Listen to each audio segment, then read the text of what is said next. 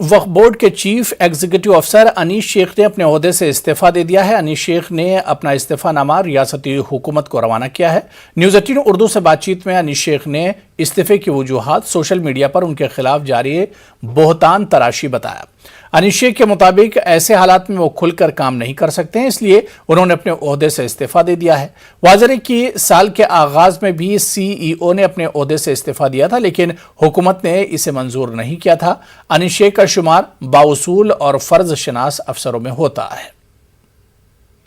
दिनों में मेरे खिलाफ सोशल मीडिया पे बहुत ज़्यादा मेरी बदनामी की और झूठी खबरें आ रही हैं, मैसेजेस के ज़रिए से, क्लिप के ज़रिए से, ऑडियो वीडियो क्लिप के ज़रिए से। तो इस वजह से मैं परेशान हो गया हूँ। जो काम मैंने किए नहीं है वो इल्ज़ाम मुझ पर लगाए जा रहे हैं। तो ऐसी सूरत में इस पद पर रहना मेरे लिए मुश्किल हो गया है। लिहाजा मैंने आज मेरे मुख्य कार्यकारी अधिकारी इस पद का इस्तीफा गवर्नमेंट को भेज दिया है। आंध्र प्रदेश के